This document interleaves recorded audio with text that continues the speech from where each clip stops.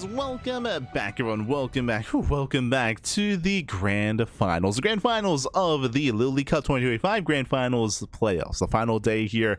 We're here with day 3, and we just wrapped up with our bronze match with both Rogue versus Raynor. Raynor did take down Rogue 3-1 to make it out in 3rd place, but now we're here to confirm who will be our champion here for LiuLi Cup. Will it be a Terran or a Zerg? Will it be Maru or Serral? Let's go, baby, let's go. Historically, Serral has had the much stronger performance and the dominant record against Maru. That is true, but as I tried to emphasize yesterday, Maru has been improving so much more over the past couple of months. Again, ever since the latest patch, ever since the latest map pool update, Maru has been adjusting, has been adapting, has been improving his ZVT. Yesterday he showcased his late game prowess, his mech. Of course, he played a lot of mech against Raynor. I expect to see a lot of mech here against Serral, and we'll see how Serral will handle himself. If you've been watching ZVTs with Serral as of late, he has been struggling. If you're watching Home Story Cup, Big Gabe did mech the hell out of Serral 3 games. 3 games in a row. I say 3 games in a row. 3 games in the series, winning a best of 5, winning every game that he had won with a variation of mech as well. So Serral's been having a bit of a harder time here. I do see Maru playing a lot with mech here this series, having success with it as well. But we'll see how Serral has learned and adapted, and we'll see how he'll change his approach as well. We'll see. We shall see, as game 1 is going to be on Tourmaline. Let's go. On a smaller map like this, it's going to be much more difficult for a player like Maru to try to force a longer and later game, but we'll see as we are loading into game number 1 and spawning in the top right-hand corner of Tourmaline. We have the South Korean Terran player. We have the Red Terran representing Team Vitality. It is Maru. And spawning in the bottom hand corner, we have his opponent. We have the Finnish Zerg player, the Blue Zerg representing Team Basilisk. It is Serral.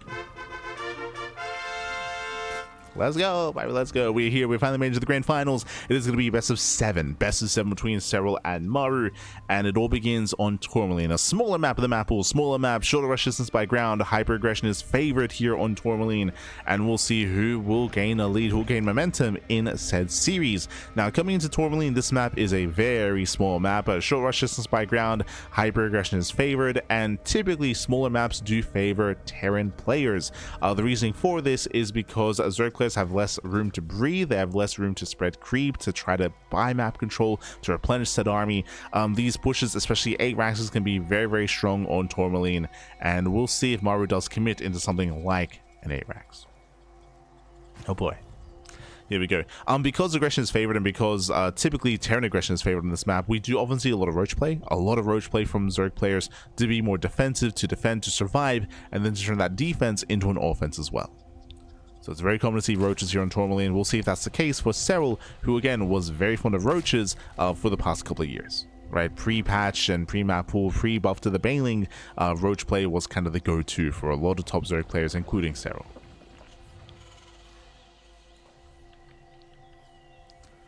Of course, that has since changed with the latest patch due to the HP buff to the Baneling. That does mean that Ling Bane is more viable, and that means is more accessible coming into the mid game and defending against 8 Raxes. True. Is more viable.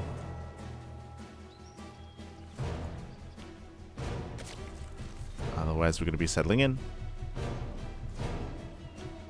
Droning, saturating, working on our 3rd bases, and we'll see where our players take us tech-wise. Likewise, we do see that Maru's going for a standard opener so far. Maru, he has been mixing it up, especially against Raynor yesterday, when it comes to 2-Rax Reaper, when it comes to CC first, when it comes to quirkier builds.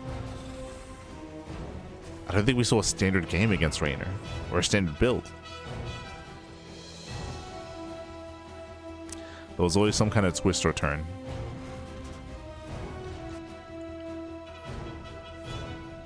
As for now, it's going to be a 3rd CC before starboard on the low ground as well. Interesting location for the 3rd command center, not going to lie. Usually it's a part of the wall, but here it's just in front of the ramp. Huh. Okay. Interesting. The Reaper gets across the map. We do see a later 3rd base for Serral. Interesting. Just blindly going for a delayed 3rd.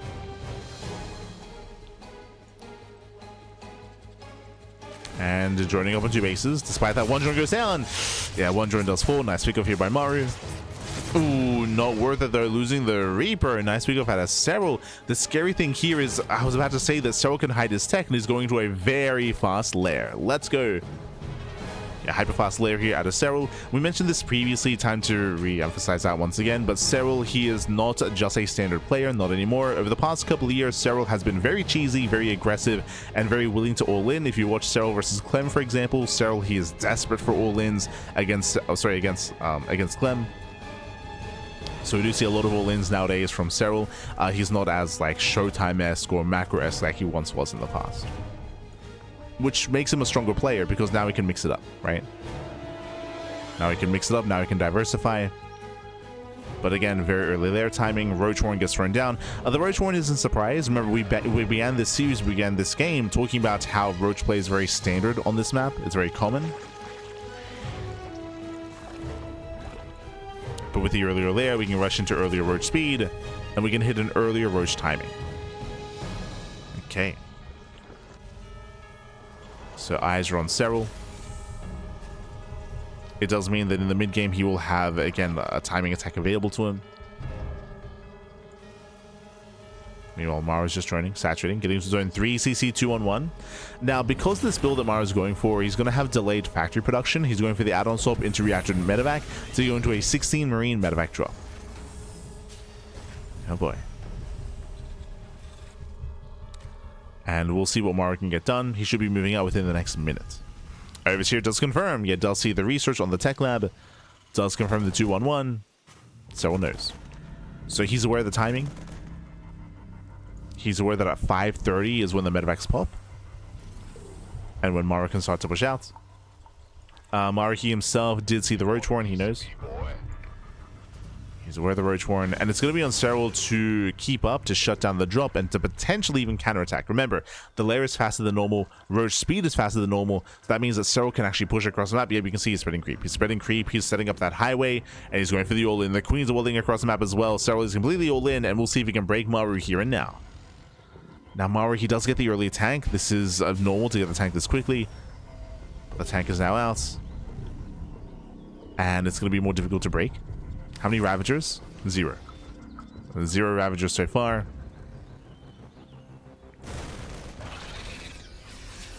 Army is staying back. Ravagers have been revealed. And Maru, yep, he does pre-pull the boys. Pre-pulls the boys to repair.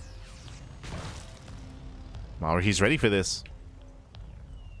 And Serral, he has no faith. He's droning. Yeah, Serral is droning up. The all-in has failed. Serral is now droning, now saturating. And the goal now is to contain and maybe pick up some key units.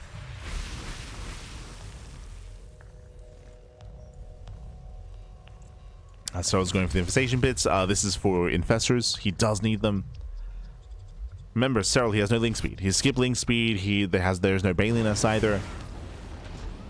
So to deal with Bio Army, he does need that support. He needs those spellcasters, those fungal growths. So infestors are going to be a big part of Serral surviving the mid game. And the pit is just now finishing.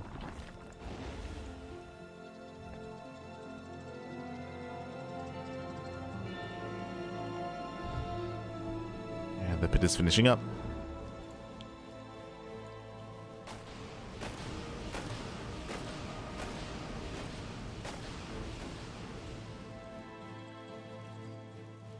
And that double drop here at the third base. Sorry, at the fourth, I should say, and we'll force a cancel. Nice pick up. Jesus. Double cancellation. Yeah, even kills the drone as well. Yeah, very nice pick up here by Maru. Serral, he is struggling in the follow-up. Again, the all-in did fail, so Serral, he has a lot of catching up to do. I do appreciate that we're just trying to spread as much creep as possible, being as annoying as possible. Forcing out scans.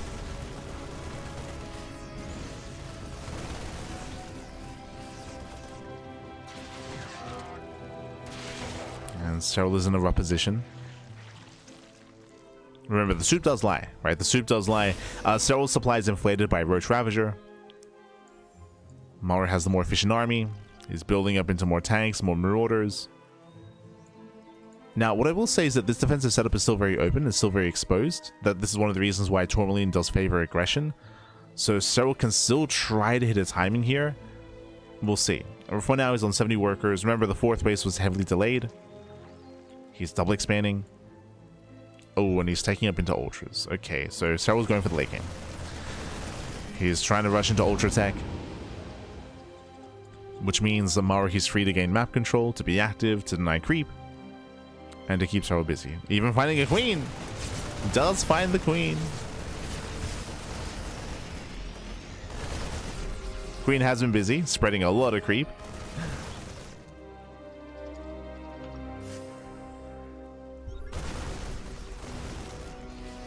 But the creep is all being cleaned up. Is all being dealt with.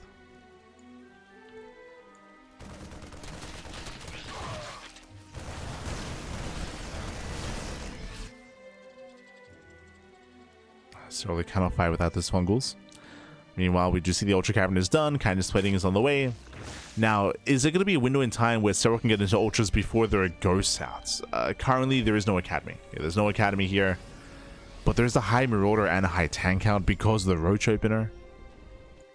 So Maru, he will have an answer. Not the best answer, but an answer to the Ultras. Oh, setting up a Doom Drop. Okay.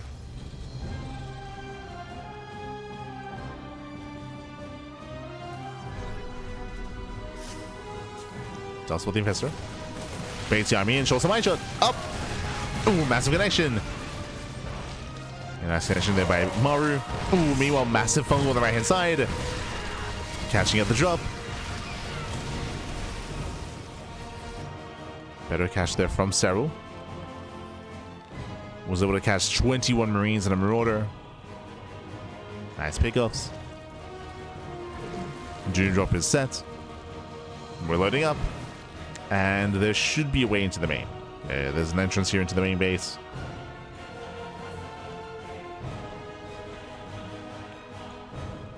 And currently Maru's unaware.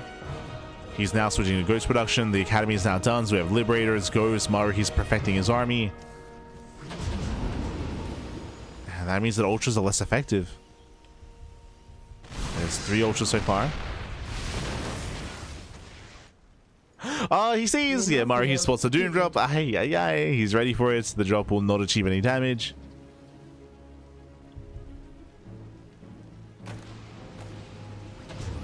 Pivoting over towards the 3rd. Yeah, it's going to be denied.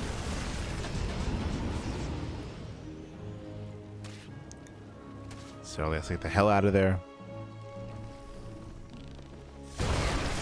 Pull away. As those claps in, nice fungal here catching out one of the ghosts. But there's no link follow-up. The Ultras are going down. Liberators just rain down here on the Ultras. They rain down on the Roaches as well. And so they cannot break through. Just again, a very inefficient army here. That was a rough trade for Serral, pushing into a siege line. And now Serral switching out of Roaches into Ling Ultra, into a more efficient composition. So we're done with the Roaches, done with the Ravagers. At least we're trying to be done.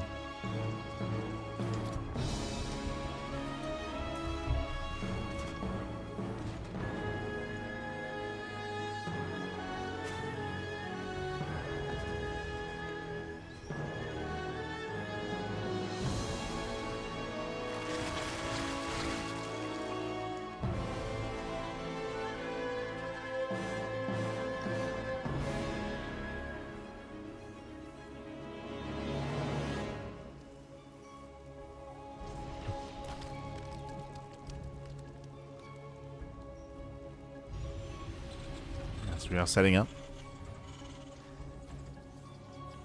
Yeah, we're setting up. Maru's doing what he does best. He's just fully turtling. And this is what we were a little bit afraid of. If you recall, what happened during Maru's series against Raynor is Maru, he was able to be hyper defensive, hyper turtly, and just slow the game down to a crawl and take away any of the speed advantage that your opponent does have. That's kind of what's happening here. Center towers, missile turrets, tank lines, liberation zones as well. Fully turtling up. And I'll be honest, I expect this to happen every game. I'll be honest. That's where I expect Maru to try to force the game, I should say.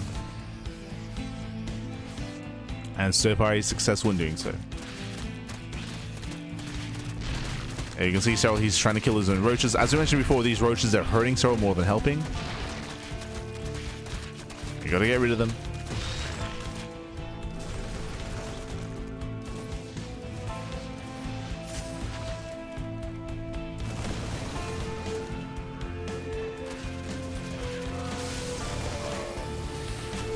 Against Serral, he cannot engage. Now the problem here is that Serral, he's stuck with a Lingbane Ultra army. Lingbane Ultra is meant to dive. It's meant to like dive in, to break into an expansion, to push in towards the army. It's meant to engage, or even catch an army in the center of the map. But Maru isn't pushing. He isn't pushing. He's turtling up. He has an ideal setup against Ultra specifically. And we can see he's trying to go for the dive. Nice kiting here against the Lingbane. Ultras, they do not break through. And I would say that at this point, after this engagement, after what we just saw, we need to start thinking about a Greater Spire. We have to think about a Spire, Greater Spire, and start thinking about Broodlords and Infestors. Now, speaking of, we do have a Spire, but just the one. Only one Spire and no Greater Spire itself. There are some openings, I will say. As you can see here, there are no tanks in position, so this position is actually a little bit weaker. So potentially Serral can find an opening, as the majority of Serral's armies, Maru's armies here on the right hand side. So there is an opening. Nidus swarm into the main. Maru does notice.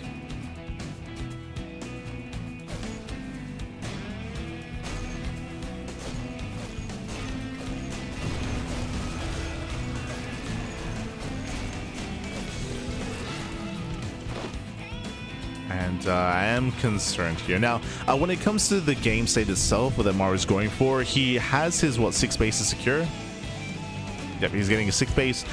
What's really important, though, is, of course, the fringe bases. Top left and bottom right. We spoke about this. But right now, Serral, he does have them both under his control. It is important that Serral maintains these bases to be able to keep up with Maru. If at any moment Maru can deny these expansions and take them himself, then he will take a lead. He will get ahead. As Maru switching into mech, so we have more factories on the way, more CCs on the way. He's meching it up. Again, Ghost Mech is the ideal late game.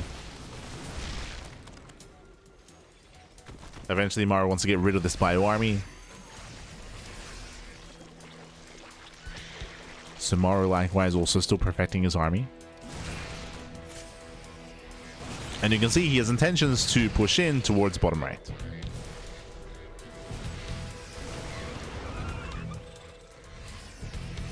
And this is Maru's win condition. If Maru can take down the space, and if he can take it himself, he can win the game.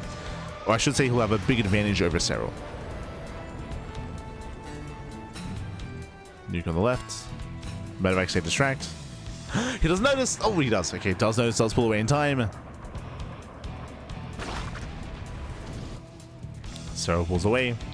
Now here comes the second Spire. This does feel late, right? It's not like Serral was strapped for cash or anything. So late second Spire. But again, Serral, he has to get ready here for those Broodlords.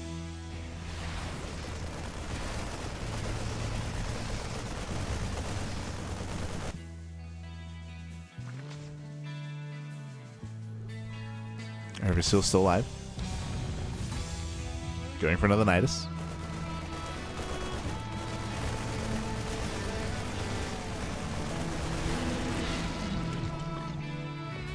Now, as you notice here, as we're building up this orbital count, eventually Maru, he wants to kill his own SCVs. He wants to throw them away.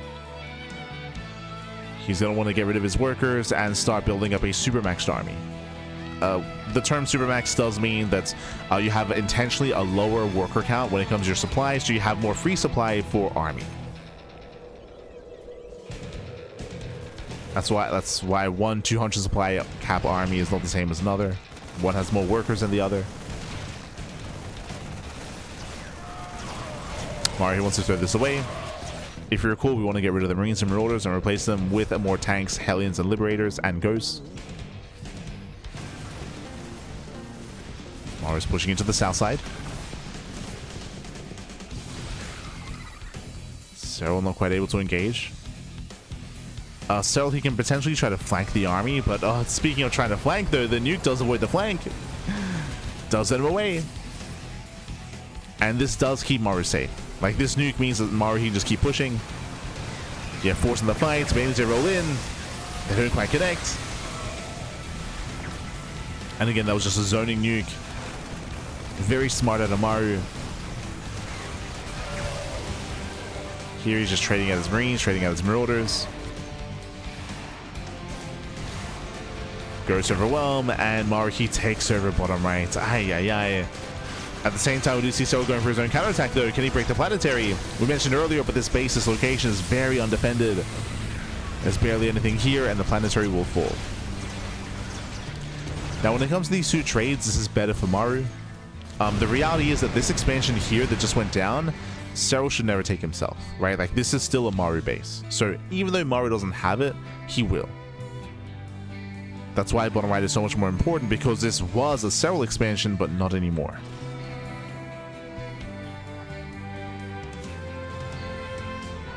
Now, with losing this expansion, this does mean that Serral, he is behind economically, assuming that we fully mine out, right? Assuming that we mine out. The reason for that is because the Terran army is more efficient, so to make up for that, the Zerg army typically needs more bases. But with Maru claiming bottom right, that means that we have an even base count, which is better for the Terran.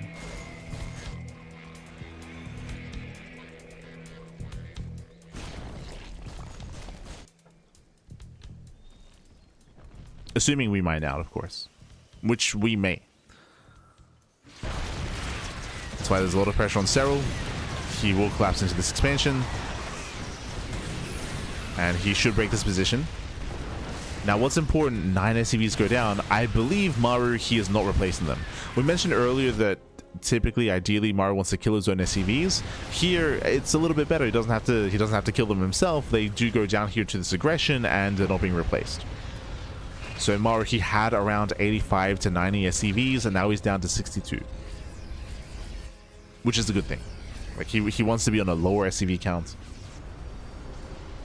Why does he want less SCVs? Because he has all these mules, right? He has all these orbitals, he has a bunch of energy for mules. He doesn't need to waste supply on workers. And that means that Maru is building up a larger army as well.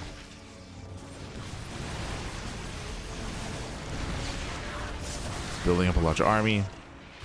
Serral cannot fight head on, not like this. He can try to flank the army. He can try. Yeah, here we go. Coming in from behind. Let's go. Can he get the ghost? Yeah, lead main does collapse in. The ghosts, they get the hell out of there. They pull away. There's no planetary. And Serral, he does clean up all the tanks. Nicely done. Those were 5 tanks?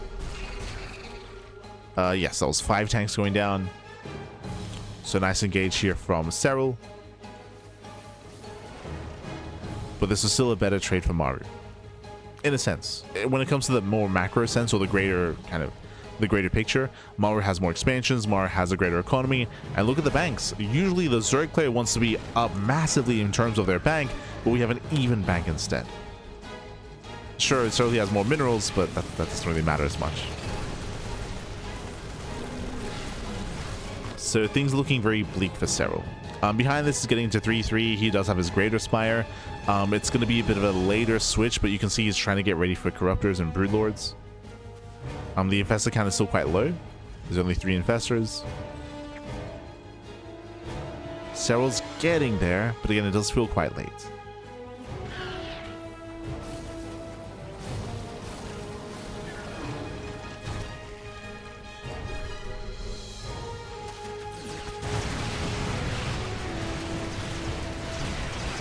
So does collapse in. So he will take down bottom right. Massive mailing connections. At the same time, he will lose top left. Oh.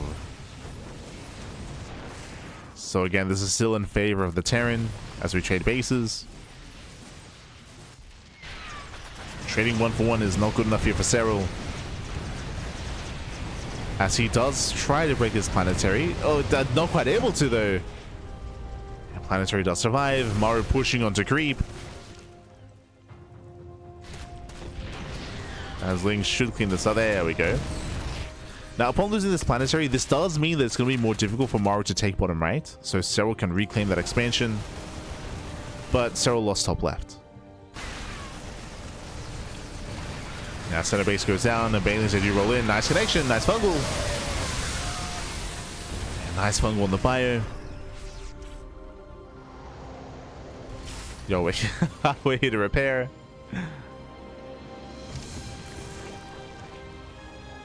Going for the nice into the main. Maru, does he notice? He doesn't. Oh, he does. Okay, does notice. Yeah, a couple of Lings do trickle out. Maru going for the kill. Yeah, cashing out infestors. The boys? Wait, I mean, they were saved earlier, so sure, why not? There we go. They're now going back in. Some of the production's being delayed here, I suppose. So he attempts to engage. Once again, nice Fungal here on the Metamax. Fungal does catch him out, but he's pushing into liberation zones. Oh my god, yeah, this is a kill zone. It's a kill zone here with 5 tanks and 3 liberators. Serral, he cannot engage.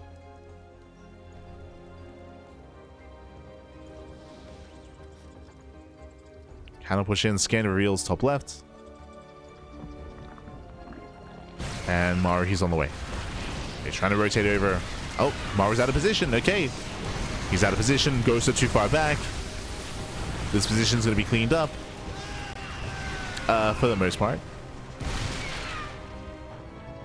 Yeah, for the most part. Maru's still rotating here towards that northern base. This expansion is exposed.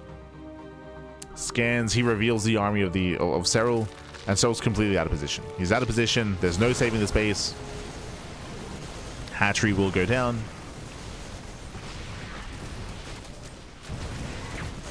And from here, Maru can now rotate. He can rotate towards the south side, over towards the southern expansion.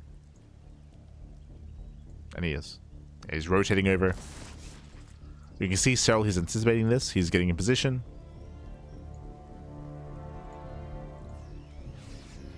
Oh no, the investor! No! Easy. Let's catch the investor. Maru pushing right through the center. Now, what's scary here is that Maru, he's almost on top of the natural. If he can break through into the natural, and you can see he's right next door, then he can just end the game.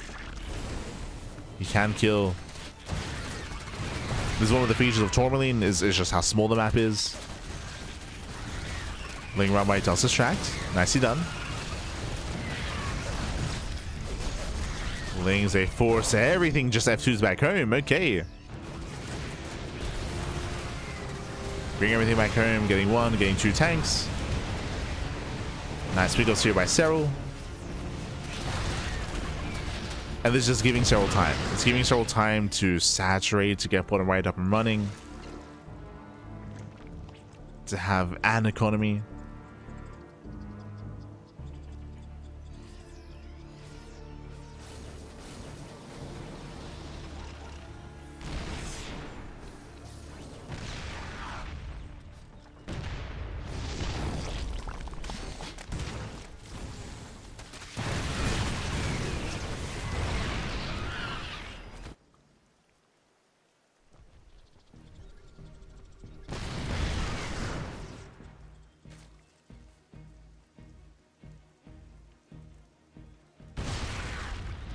Oh, as the tanks are left on their own. And Maru, he does rotate, does abandon these 3 tanks. That's goes here by Serral. Once again, though, more expansions are being denied. And again, Serral, he's in a very rough position here. He's just being denied. Earlier, he was being denied 1 base. Now he's being denied 2, right? So he's being denied these 2 expansions. He cannot keep up. He is ready for a Broodlord switch eventually, but he doesn't have the infestors for it. It doesn't have the infestors. Ling Rambai once again does distract. I'm liking these Ling Rambais. They're giving Serral a lot of time.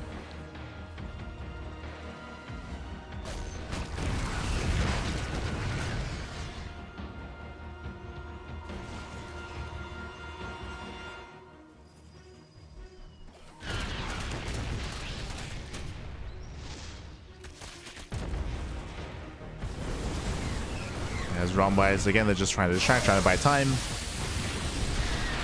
Oh, Serral, he's overextending. He's trying to get on top of the ghosts. He's trying. Tanks are late to siege.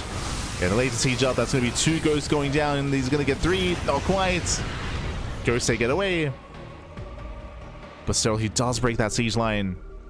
Again, Maru, he was caught with his pants down. He had, what, 3-4 tanks unsieged. Maru, he wasn't expecting that. And now he's down to only 3 tanks. Okay. Only 3. Hellbats are tanking well. Hellbats do tank. We do get a fungal. Maru does pick up, does pull away. And so we got to keep going. Momentum is on his side. As that was how many? That was 6 ghosts getting caught out. That was, Jesus. That was so many tanks throughout the course of the past couple of moments. Past 6 minutes.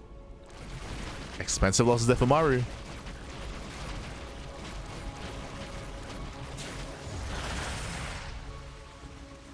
Nice snipe on the CC.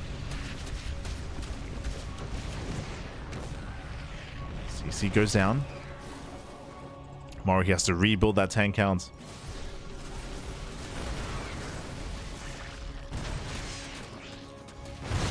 Once again, Serral attempts to flank. Can he get on top of those ghosts? It looks like he can. Yeah, massive connection here. Maybe the best fight that Serral could have hoped for. That was, what, another 5 ghosts going down. And Serral, has he done it? Has he broken through? Yeah, catching out so many ghosts here. Catching out the Liberator as well. Once again, Maru out of position. I think we've seen this move like maybe 3 times, specifically in this location, where Maru's pushing up the ramp and then Serral comes in for this flank instead. Like, again, this is a very open map.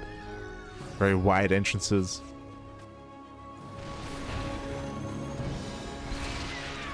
Whether it's here, whether it's here, here. It's all wide.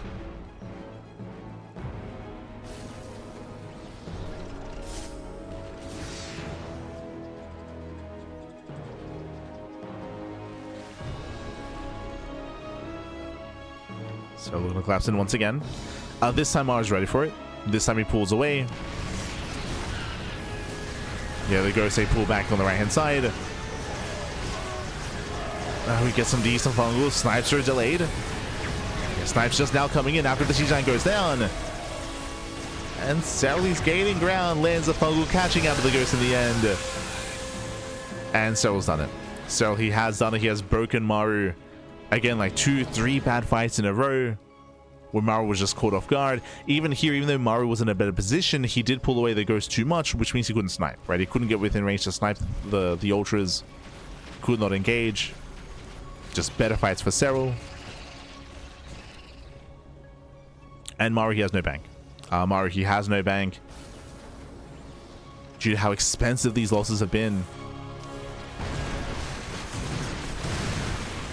And once again, here comes that flank. Surrounds the army. Massive fungal. And with that, Maru gets caught. He gets caught on out.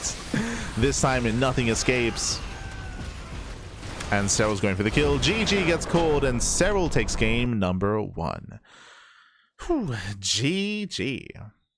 GG, well played. That was what, like 3-4 fights in a row that Serral did take. Again, Maru, he was caught off guard. When it came to the greater expansions and denying bases, I do think that Maru was playing it out very, very well for the majority of this game. But again, towards the tail end, we saw rough fight after rough fight after rough fight. Maru getting caught out of position with his ghost, specifically unable to pull back in time, bleeding out 4, 5, 6 ghosts at a time. Very expensive losses there for Maru. GG. GG, well played. Serral was able to catch him out in the end, and Serral takes the lead in the series. GG.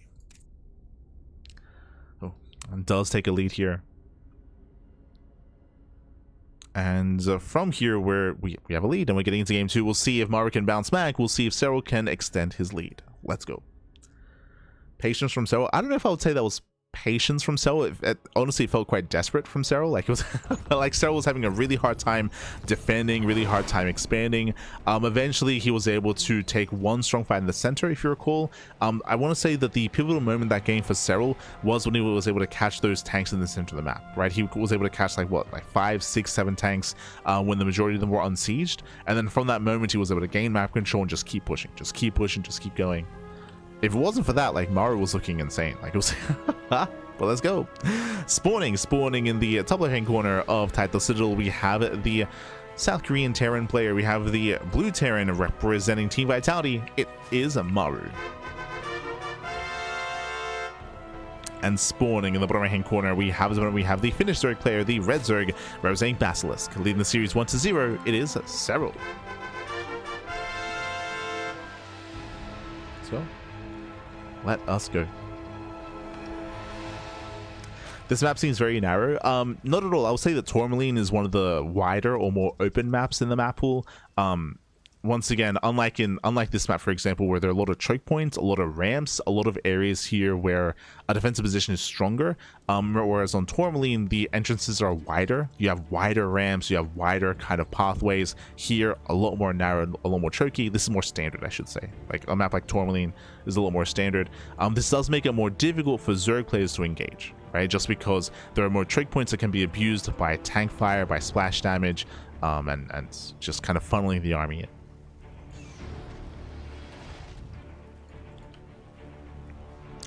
And because Tourmaline is so open, that means that allowed for Serral to have those engagements on the left-hand side, to be able to flank the army with as much as he was, and to be able to punish Maru for at times overextending.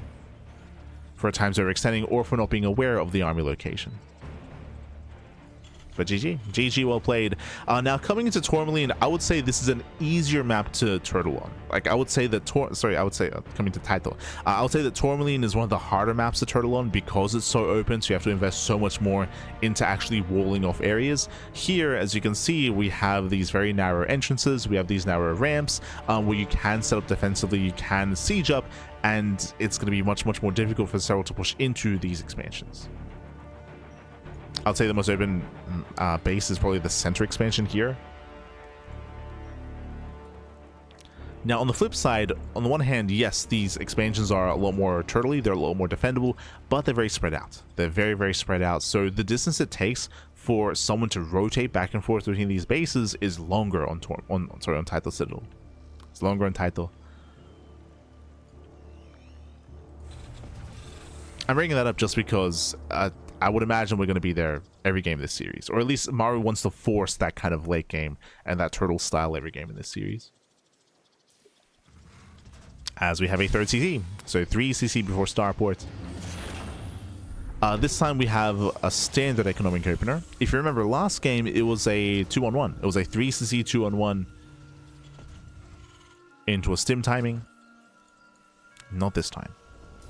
Meanwhile, back at home, Serral, he is just droning, saturating, taking his gases. This time he's getting link speed. Remember, last game, Serral, he went 2-base Roach. He went 2-base Roach into a Roach all-in. The all-in failed, and then he was forced into a longer game. Here, we're just calming down. We're droning up.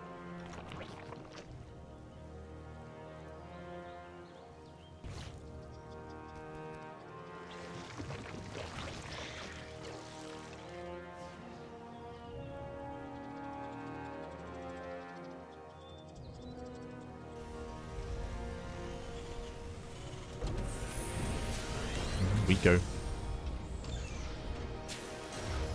As Maru does go for his 1-1-1.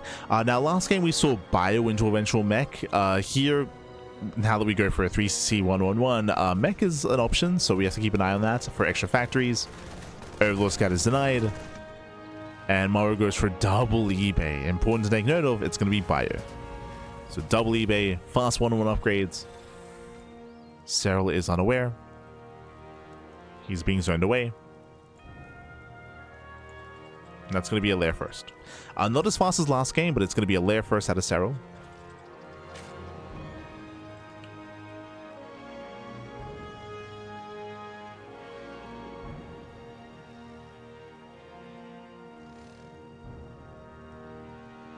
Yana. Let's go.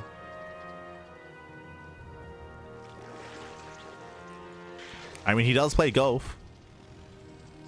Is it a stretch for him to play disc golf as well? I don't know.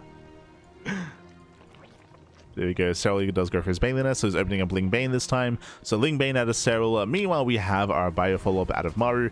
Now, what I'm most curious by is my assumption on this game, if you recall in the series, is that Maru would play for the late game every single time.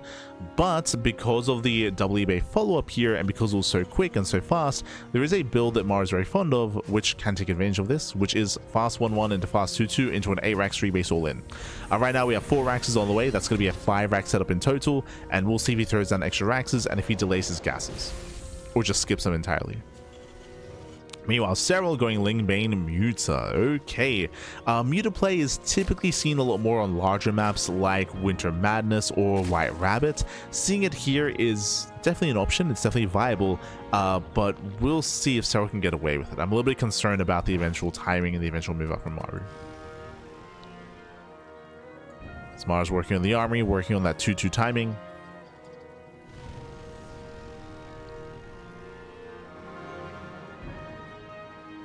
Eyes are still on Maru.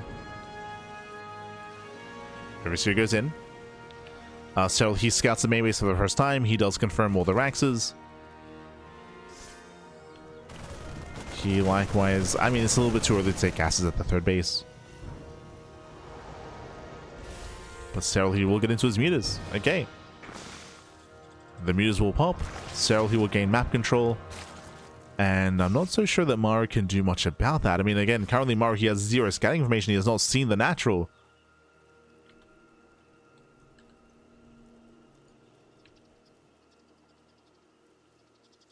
So mutas are coming. Now, the downside of going to mutas is how late the Eva chambers are. Like, 2-2 is about to begin for Maru, and we have 0-0 for Serral. So there's a lot riding on these mutas.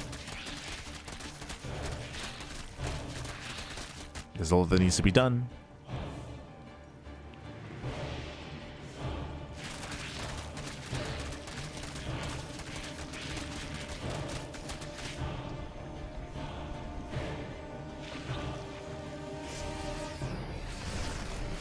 Yeah, as mutas are trying to make their way across the map. Maru does drop.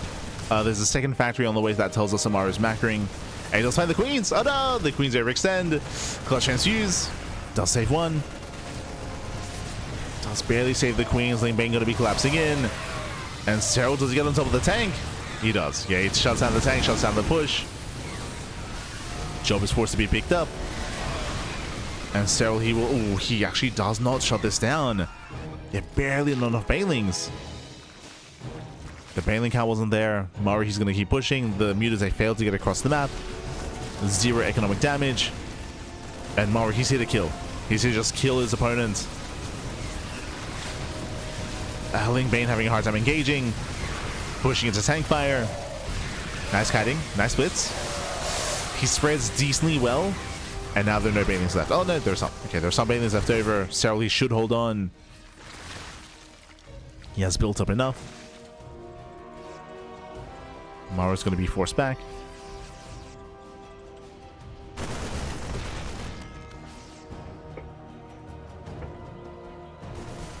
Oh.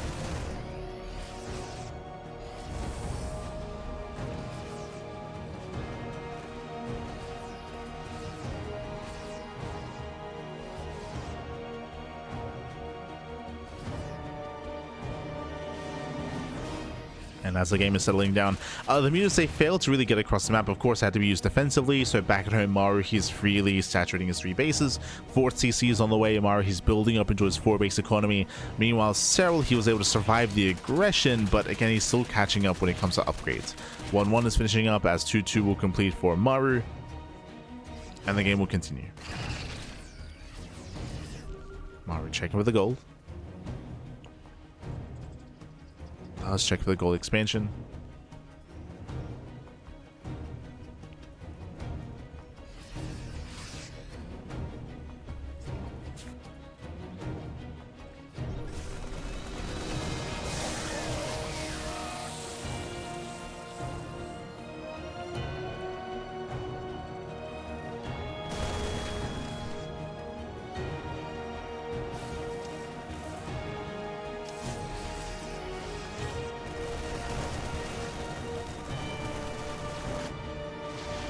So does go for the counter attack, catching out a Thor, not bad. Thor goes down, Lings, they do slip into the mineral line, catching reinforcements, and they should be finding some SCVs. Yeah, 1, 2 SCVs go down, nothing major here. Mutas, they do collapse into the main, but surprisingly not much damage. Jesus. Yeah, in the end, only 4 SCVs. Yeah, nice defense here by Maru. Serral does not get much done.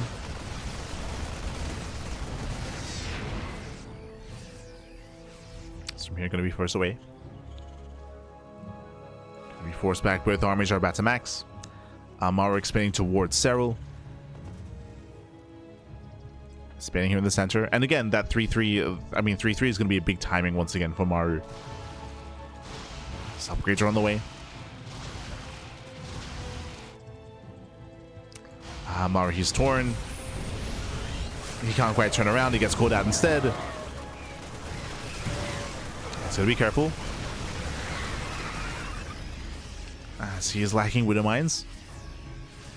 Still rallying across me while the starport goes down. That was a kill. Ay, ay, ay. Now, as we go for the mutas, at the same time, the goal base is going to be shut down. That's going to be a kill as well. No cancel. So does let it finish. Oh. Muta gets caught out.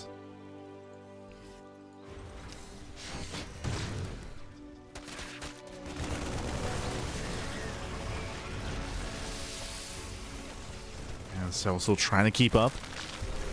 Again, thankfully there aren't too many Widow Mines for the main army. Oof. Say that my shot goes off. Yeah, Serral being lured into an alleyway, lured into a choke point. Mutas, they do find some damage though.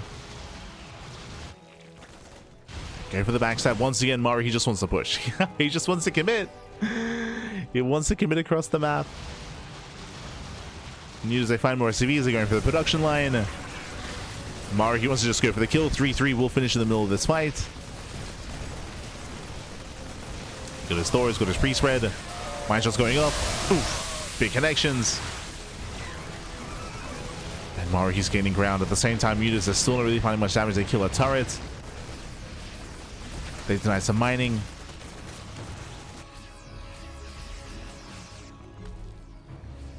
You know, Maru, he kills more bases. Serral, he's in a rough position here. He's still stuck on 4 expansions. He needs a 5th base. He needs a 5th.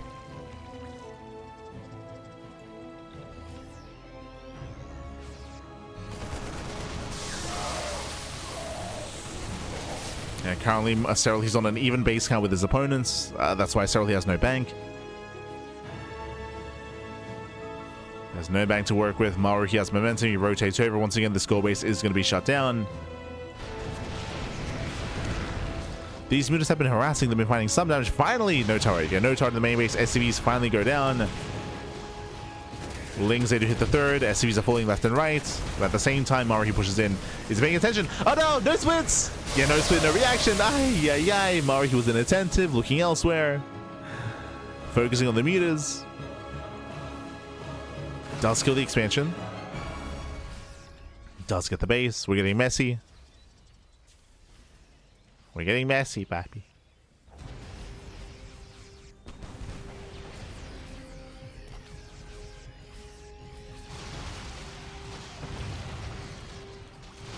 So still fighting his heart out once again, back into the main.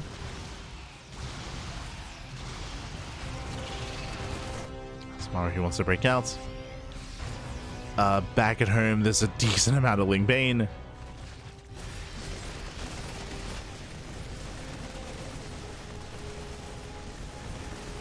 Maru moving in.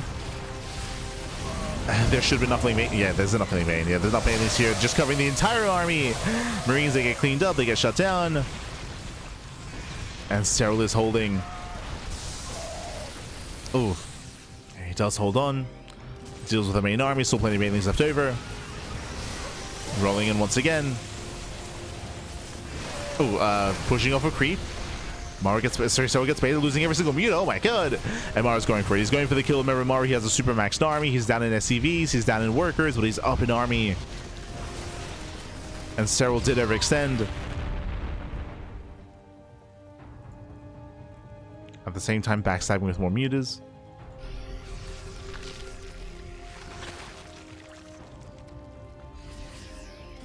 But remember, Serral's still having a hard time saturating his bases.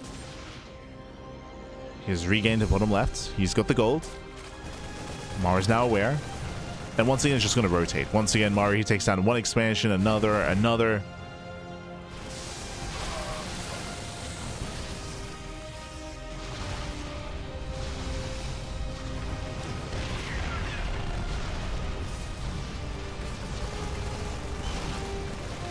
Serral is still lacking that economy. As another expansion goes down, Maru has eyes set on the gold base.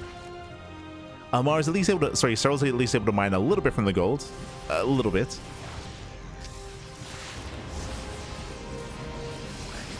But again, this army is still terrifying.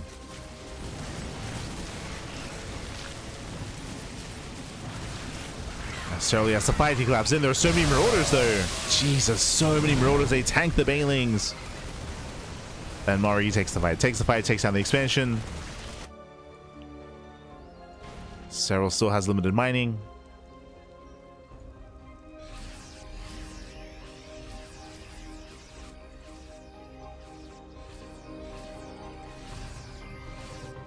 Still limited.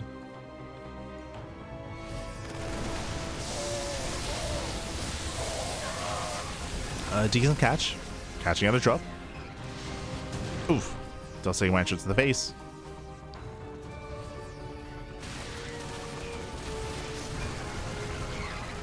Does take a mine shot. Maru once again pushing in, once again trying to deny that expansion. Decent juggling Bane here for Serral. Deals with the first wave. And now comes with the mutas. Okay, Serral holds. Yeah, so he's holding on, he's defending. Oh my god. Gotta respect the Widow Mines. Gotta respect it. But remember, Maru has a larger army. He's had a larger army for quite some time at this point. A massive force to work with. He's pushing in. Mining is denied the gold. And this might just be too much. This might be too much at this point. Baneling connections are not good enough. Mutas a backstab at the center expansion. And Serral is broke. He just has no mining. No mining back. As 10 SCVs go down, but we still have plenty of mules. Or has another planetary. And Serral just never got a fifth. He just never got a fifth base up. For the past 10 minutes, he's been trying. He's been trying to hold on to a fifth expansion, but it just has not happened.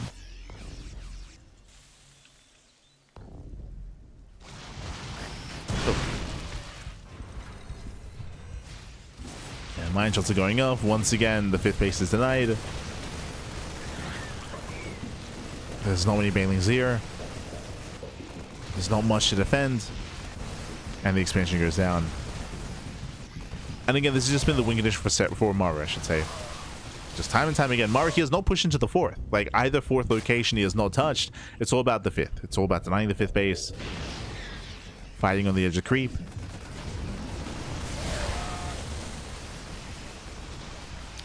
The mutas have been harassing, but there's been no critical damage. No critical damage done. Serral being bullied back. And Serral doesn't have the supply to survive the push. To survive the move out. He can fight at a portion of the time though. Catching out some Marines. At least trying to. Distracting Maru. Main army moves in. Once again, Serral just can't expand. Marines, they stim away. And Serral just can't engage. He cannot expand. He just wants a fifth base, pappy.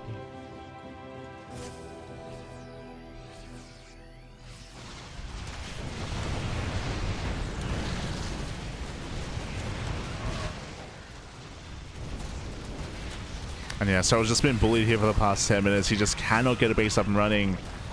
Again, the muta harass has been okay. it's been distracting more than anything. It's been giving him some time. We can see Maru rotates. There's no expansion. There's just no base to kill.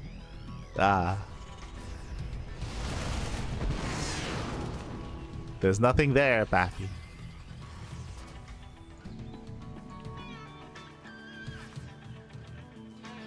And now his eyes are on the gold. And they're on the gold base. Oof. Catching at the mutas. That's what, 4 or 5 mutas going down. Massive pickoffs.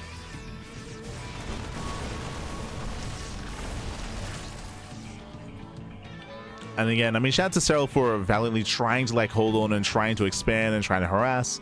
The mutas, unfortunately, they were able to pick off some production buildings, but no meaningful economic damage.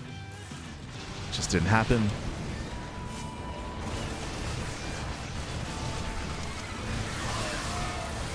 Catching out some of the Marines, forcing friendly fire. Okay.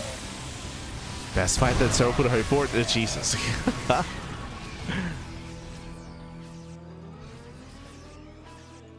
But again, Serral just cannot fight the main army.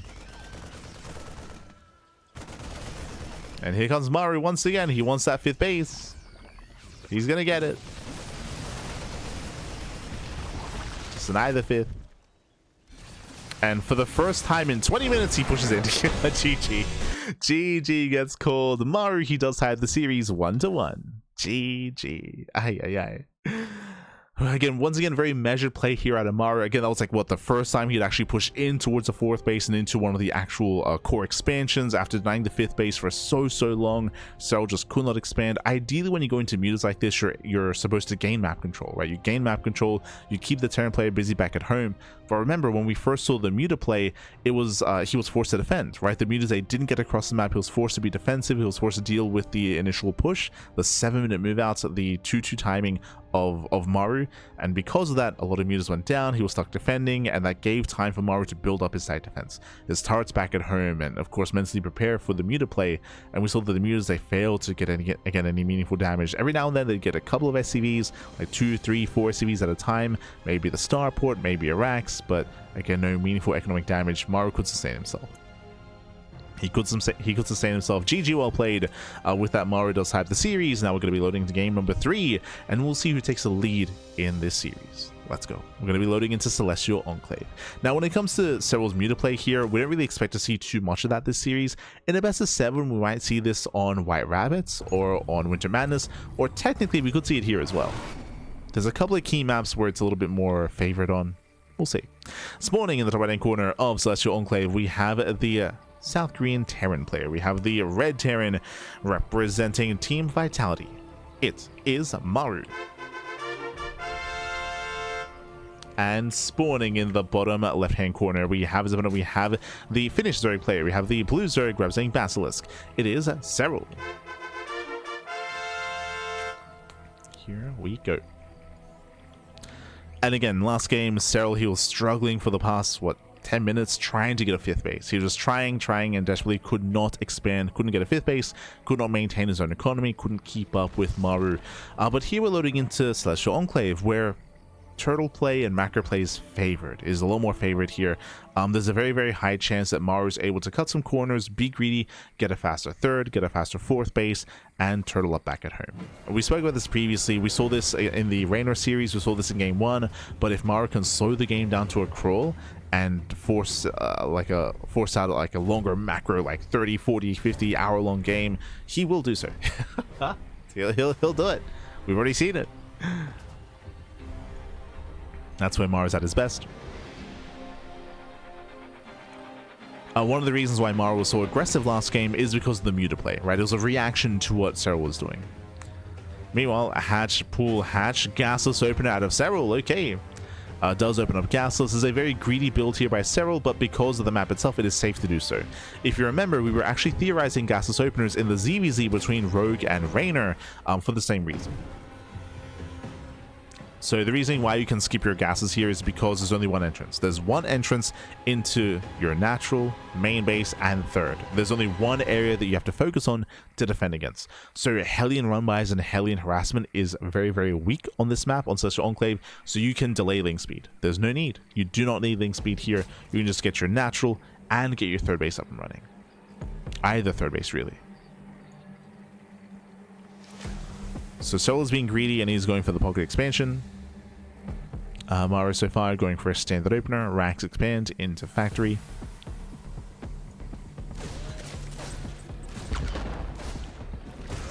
Oh, as one drone goes down, that should not have happened. Does he get two? Jesus. Yeah, one drone kill. Better start for Maru. Does pull out. And Maru does go for the third CC on location.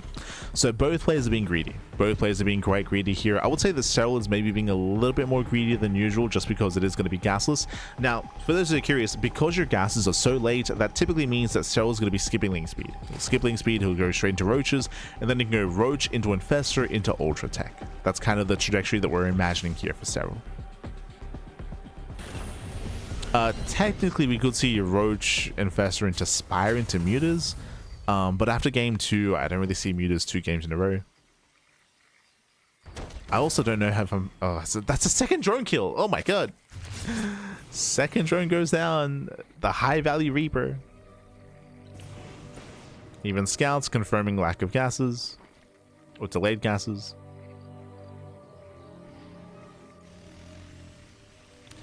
What I was getting at is, I was talking about how, okay, so this looks like a roach base opener in towards infestors and towards ultras.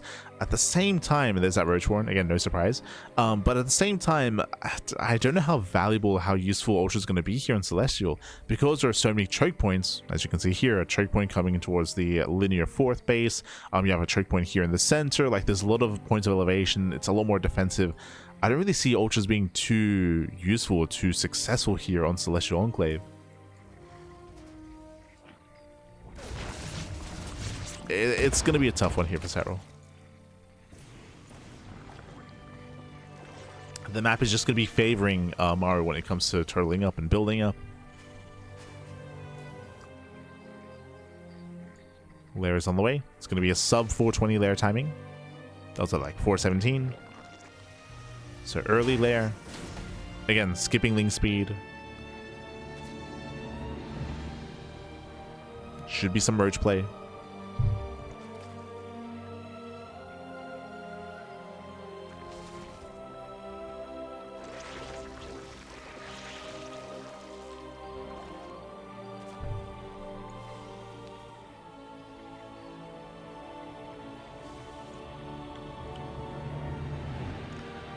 What if Maru can win a late game too? I mean, if you're watching game 1, I feel like the answer is yes. If you're watching the first game of the series, Maru, he had the advantage for a long time despite it being a rougher map for him. I would say it's very map dependent, but if we're talking about a map like Celestial Enclave, like, I feel like Serral should be trying to strike earlier. But we'll see what Serral does with his tech. Again, there's going to be a lot of pressure on Serral.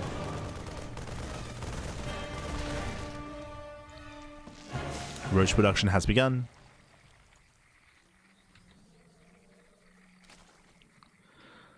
If we do end up in a late game situation though, because of the map, there's a high chance that we might even see faster Broodlord tech out of Serral instead. True. That would be a way to like counter the map or try to work with it.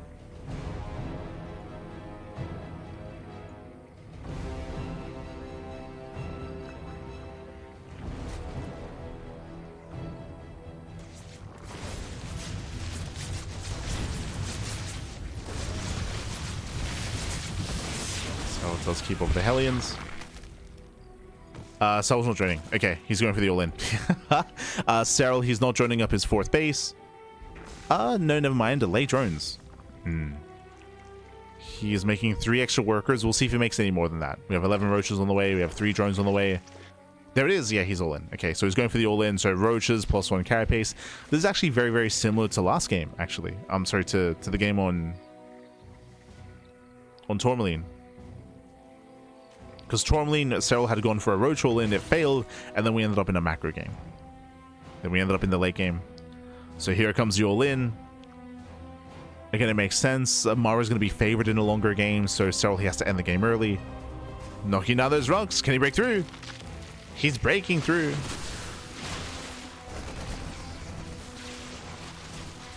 We can see the Maru, he does have vision, he knows.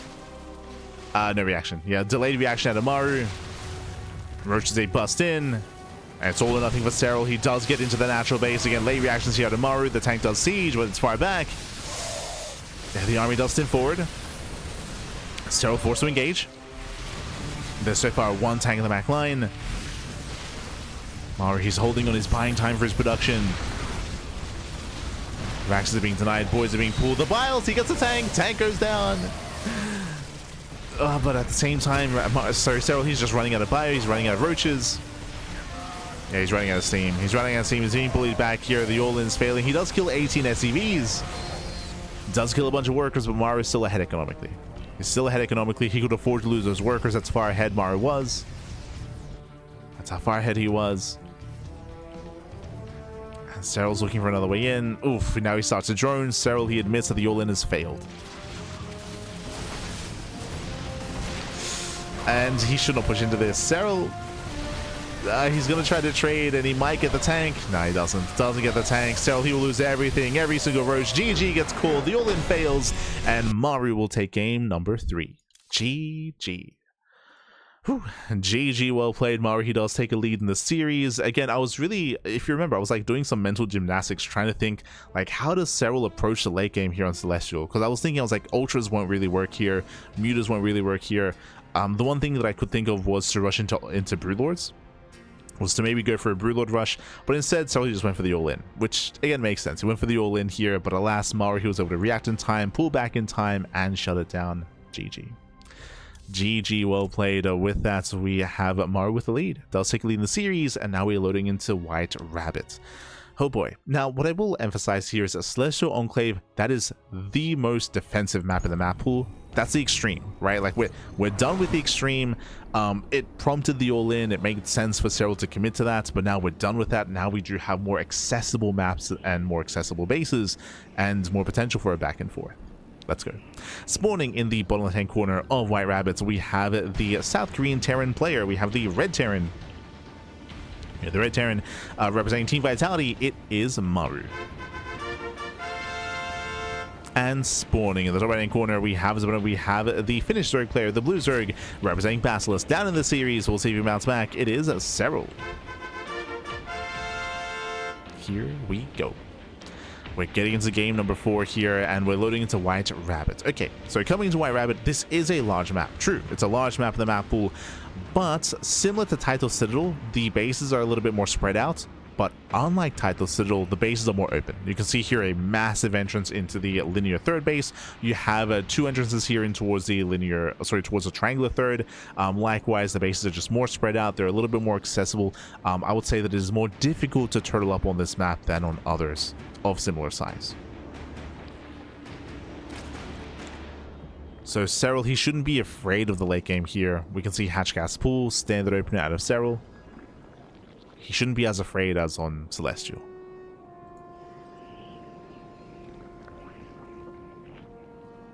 We mentioned this before, but Muta play is back on the table. True. So potential Spire, potential Muta play. Otherwise, standard Ling Bane is what we're expecting. From the side of Maru, this is where the turns table, right? Because this map, it's more difficult to turtle up on, I'm expecting Maru to be the aggressor instead, right? Like, our players, they typically adapt and adjust to the maps themselves. We've seen that every game. There's a reason why Serral went for the all-in on Tourmaline, because it was a smaller map and it favors that kind of style. There's a reason why Serral went for the all-in on Celestial, because he wanted to avoid the late game. So we'll see. We'll see how our players do adjust. We'll see how they adapt.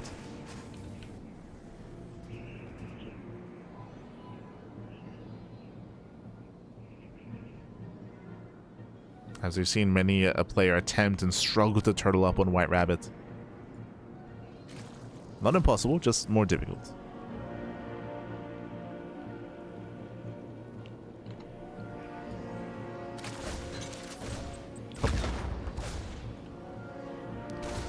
As Reaper does pick in. If you remember, the Reaper last game did kill 2 drones. Which also may have kind of leaned into the idea of going for an all-in after the rough early game. A third CC out of Maru, once again the same opener. going 3 CC before starport. Now, we have yet to see mech this series. True. I mean, we kind of saw a little bit of mech on Tourmaline towards the end of the game, but that's like a standard transition. Eyes are on Maru. Going for his 3 CC Banshee. Or at least looks to be the case.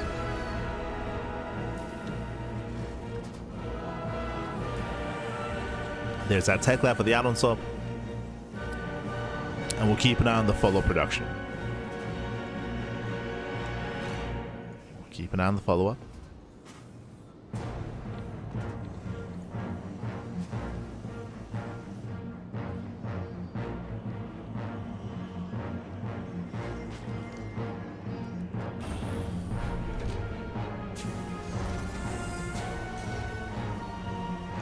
As Serral, he's actually... Okay, never mind. He does move out. He does delay the 3rd CC. Behind this, making a safety amount of lings. I just saw a bunch of lings in the production tab, and my alarm bells were like ringing. I was like, wait, what? But just making them defensively. Just to keep up with the Hellions. Serral gets a full scout of the main base. He confirms 111. He sees lack of research on the tech lab. But he's aware of the Banshee. He's aware. Once again, Serral's being active with those lings. Does make extra lings behind this as well. He's ready for a backstab. Ready for a counterattack.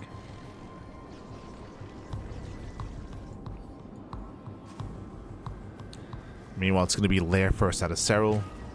So once again, he's opening up lair first. He's going for delayed Evo chambers, delayed upgrades. Meanwhile, it is going to be bio out of Maru, Stim, and double eBay. So no mech. Getting into bio.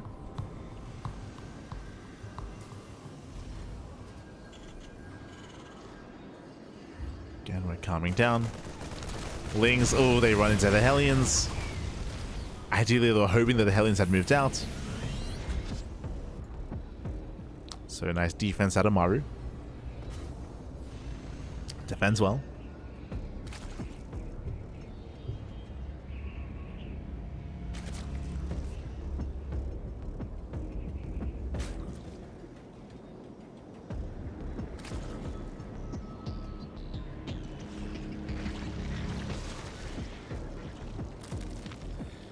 And just like we saw on Tidal Citadel, we do have the 4-axe follow-up into 5 axes. So far, it looks like a standard game. We can turn this into a 3-base all-in, but so far we're just building up into our bio mid-game and towards that 7-minute timing.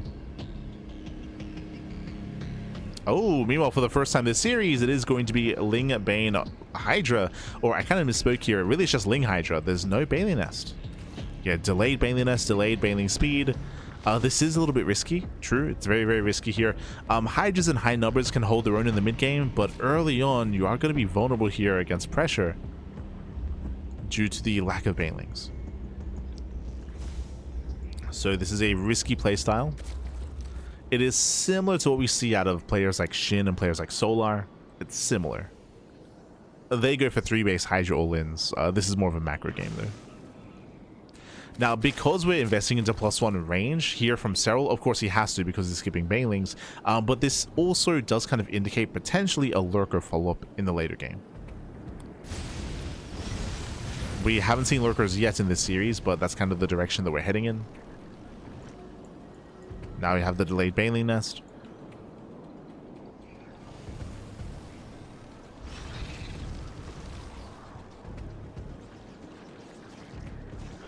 I do appreciate that Serral has done something different every game. We've seen Roach all-ins, we've seen Mutaplay, and now we're seeing fast Hydras and committed Hydras. So something different. Meanwhile, here we go. 7-minute push. It's here. It's 7 minutes. Maru's moving out. Banshee distracting on the right. Main army towards the left. The armory is done, so these Hellions can morph into Hellbats and they can protect the tanks. Ideally.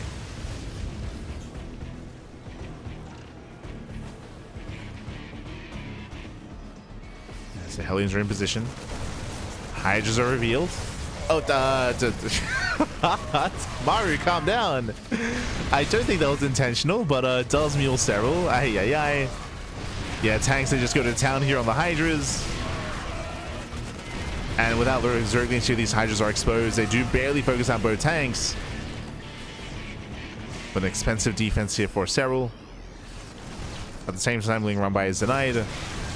Yeah, Maru, he wants those Hydras. He's going to focus them down. Heavy losses here for Serral. Aye, aye, aye. And this is the risk you take, not going into Banelings, right? He chose not to go Banelings, losing so many Hydras. Serral will defend, but expensive defense. Yeah, losing 14 Hydras. Aye, aye, aye. Remember, the purpose of this build was to build up a high Hydra count, a heavy Hydra count, and he's not getting there. So that was a successful push here from Maru. He traded well. The drops continue, and Maru's expanding.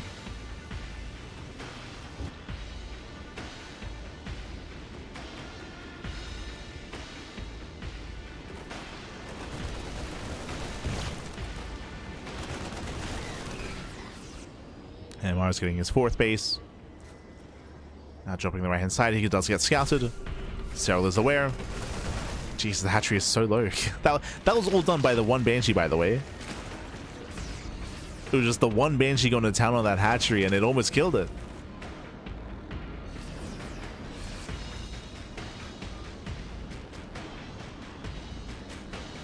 The hatchery.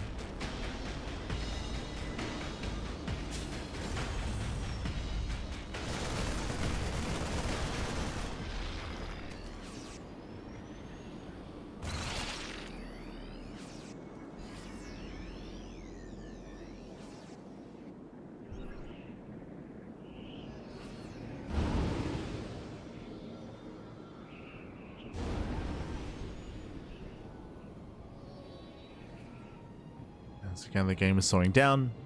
We're building up. 3 CCs get thrown down, so Maru, he's now starting to turtle up. No surprises here. We're starting to turtle on up. But again, I will say that this map is more open, it's more exposed, it's more difficult to pull this off on. As Maru, he has to invest quite heavily here into SimCity. And into spreading himself thin. Ooh, full medevac goes down. Nice defense here by Serral. Catching out the full medevac.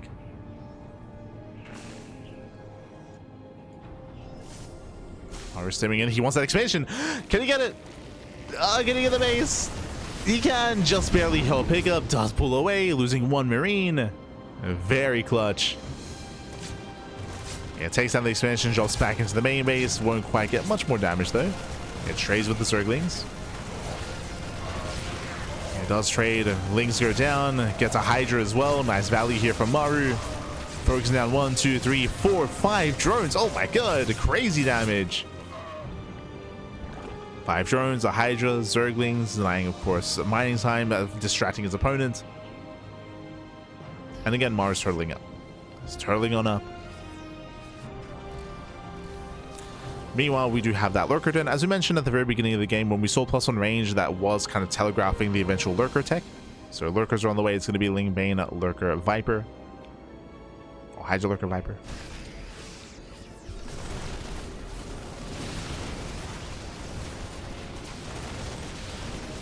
So does attempt to collapse in. Not quite able to.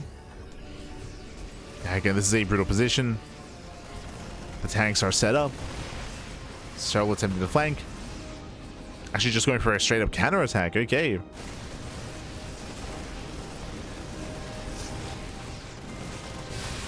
Managed to try to move in.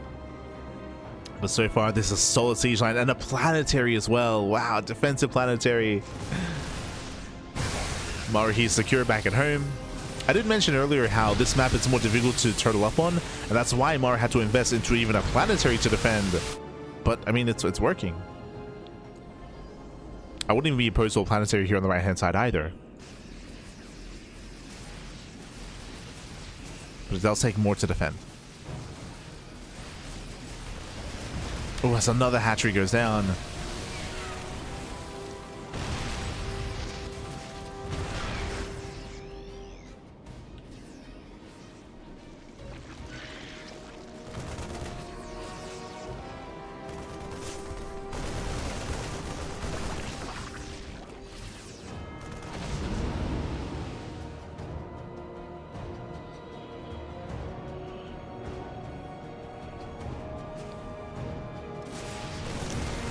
So we're fighting for those fringe expansions. Serral does have a very mobile composition. Very mobile. And the goal here for Serral should be to deny these bases and potentially even break one of the expansions.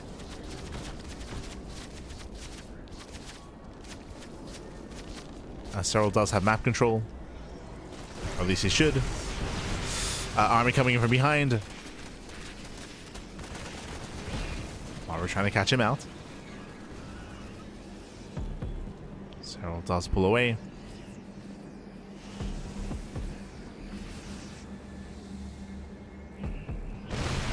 Coming in from behind, surrounds one of the ghosts. Not bad.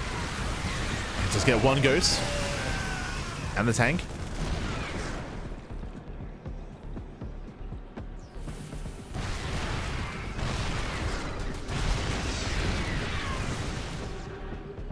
And another tank goes down. And here come the lurkers. The lurkers are coming. Double Spire. I do like this. As opposed to every other game in the series so far, when approaching the late game, Serral, he's much faster here at embracing Double Spire. And getting ready for Broodlords. We never saw the Broodlords on Tourmaline, if you recall. That was one of our biggest criticisms on Tourmaline. But Serral, he's much more prepared, much more willing. Much more willing.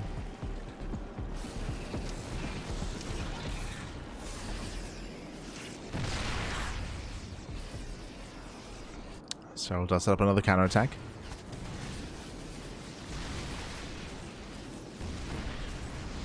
Maru likewise moving in. Nidus on the way.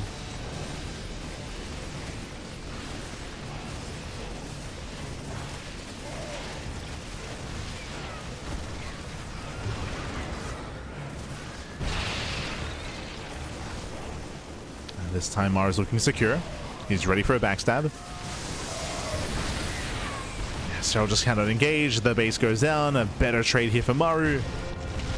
At the same time, lurkers are moving in. Lurkers are slowly gaining ground. And Maru, he responds. He responds. He pulls everything back. Ooh, these lurkers have to get the hell out of here. Losing one, two. Two lurkers go down.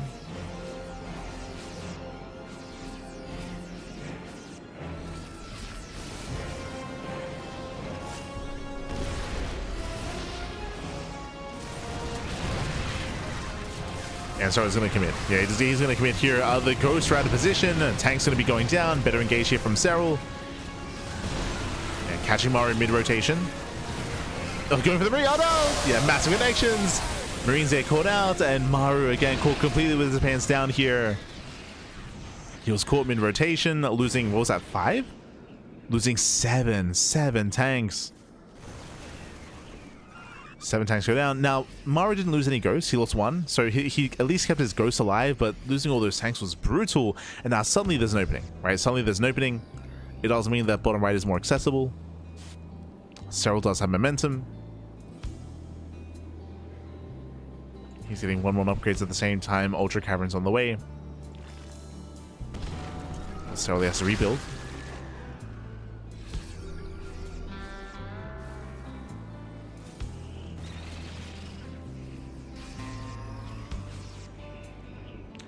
And again, this is where the size of the map and how open the map is coming into play. There are more opportunities for Serral to engage, even here, for example.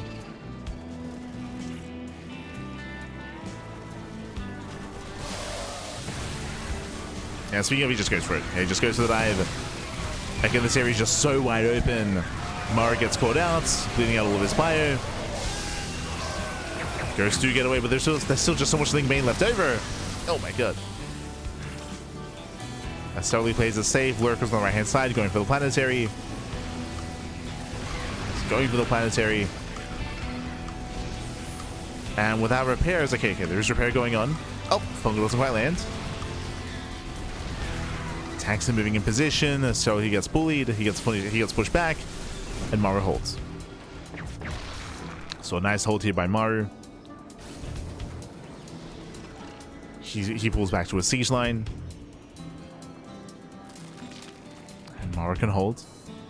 But again, these were some rough fights from Maru. 2 in a row. Meanwhile, Serral, because of this aggression, and this is a big difference between what happened on Tourmaline. On Tourmaline, Maru was rotating time and time again, knocking down expansions. Here, Serral has map control, and Serral, he's maintaining center left and center right. So crucial mining bases here for Serral. The one criticism I have is that he doesn't have the gases. He should take them as quickly as possible.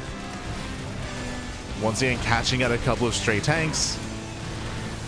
Yeah, one tank goes down. Moving him on the right. Planetary does fall. And Maru just cannot keep up. He cannot keep up, not like this. Again, we started this game talking about how difficult it is on White Rabbit to turtle up like this in such a way. It's just so much more accessible for the aggressing player. So much more accessible. This is not Celestial. This is not Winter Madness. The rabbit is white back. Yeah. And you can see Serral setting with the flank. Okay. Setting up for the flank, collapsing in, trying to catch up the army. Can he surround? He can. Oh my god. Yeah, locks down the army. Cleans up the bio. At the same time, that is into the main, which will be shut down. And this doesn't quite finish. Now, Serral still does lose the expansion. True. And again, the lack of gases here is concerning to me. Now we're taking gases. Now, it's not like Serral needs gas, but the important thing about taking these gases is that these are resources that he's taking away from Maru, and he failed to do so here. Because if Serral doesn't end the game soon, there's a higher chance that Maru will eventually take these expansions himself. Eventually. As lurkers that get behind the mineral line.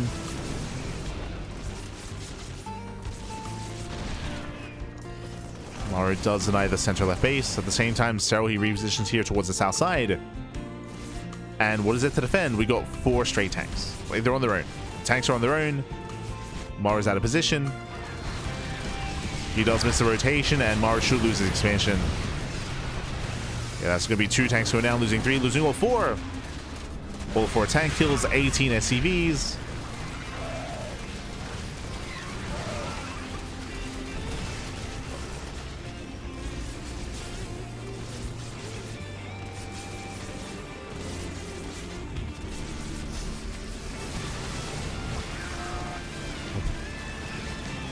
And from here, Serral now taking up Greater Spire. Greater Spire is on the way, +3 is on the way. Maru, he does rotate over and he does eventually defend this location, but again, some heavy losses in the process. Maru, he's running through that bank. Serral, he does prioritize saturation here on the gas geysers, but alas, there is a nuke. He does notice. Does he? Oh, he does. Cashing out the ghost.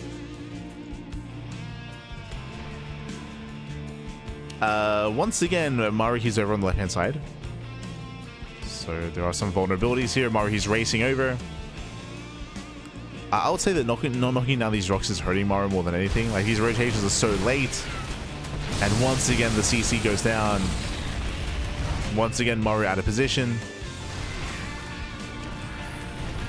We spoke earlier about the distance in between the bases and how it's longer on this map. It's also coming into play.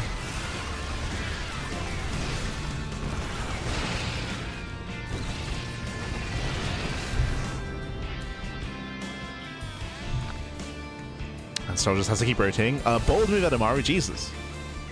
Bold move does take it top left. Sorry, center left. Does take the expansion.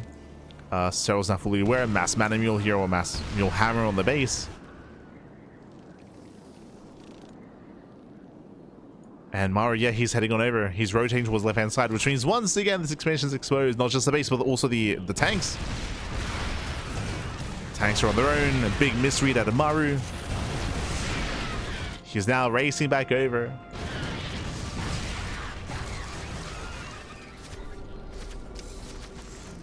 Oh, the ghost. The ghost! Oh my god, massive fungal! Serral comes in for the surround and he does catch him out. Massive connections. Ay. Once again, caught mid-rotation.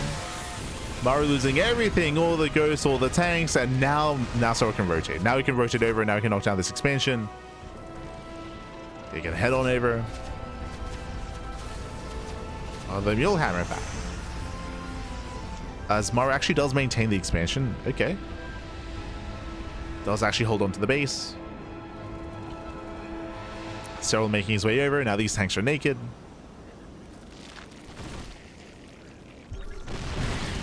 There's the scan. But Maru's over on the right. He's over on the right hand side. Like he cannot respond.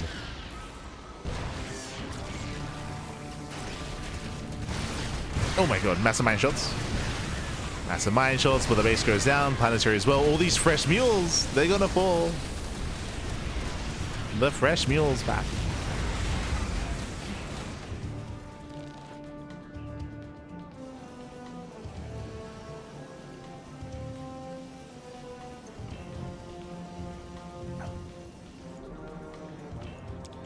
But again, Maru, he's just been so spread thin here.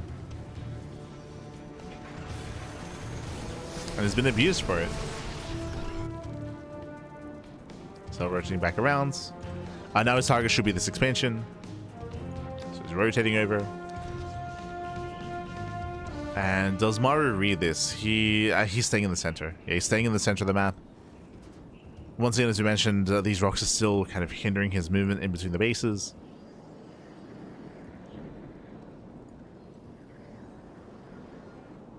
Maru, he somewhat responds. Okay. I mean, kind of. He splits up his army. So we have all the ghosts on the left-hand side. So ghosts are going to be late to this engagement, late to the fight. Oh, massive mine shots though. Massive mine connections. And Maru, he was in position. This time he's ready. This time he was ready for it. Maru stabilizing. Earlier, Maru, he was stuck rotating back and forth and back again between the bases, but this time he has a large enough army to actually have units in position. So this is the moment where things are swinging in favor of Maru. The game here is changing course. Serral did an amazing job knocking down expansions, but Maru has stabilized. He has stabilized, takes down center right. This base is secure. So is top left. Broodlords now coming in. These are 3-3 Broodlords. Sorry, 3-2. 3-2 Broodlords. Soon to be 3-3. How many infestors? 9. 9 infestors. A really nice Broodlord switch here from Serral. Getting into Broodlord infestor. We got there in the end. We got there. We need to hit a support. And I think I do favor Serral in a head-on fight. In a head-on engagement. Here we go. The Broodlords, they turn back around. Maru has to get the hell out of here. Has to pull away. Oof.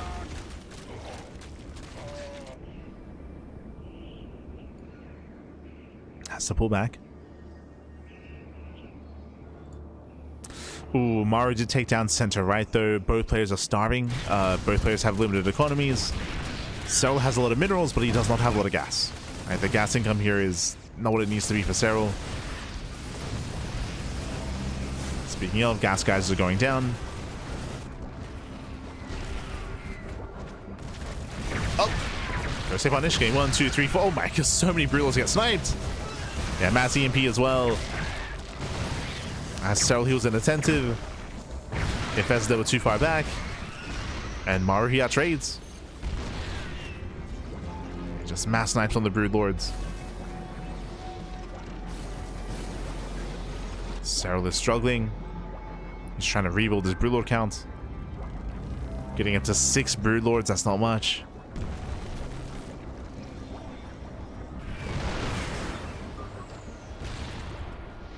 And Maru, he takes center right. If you remember, this is why it was important. It was so crucial that Serral was mining these gases.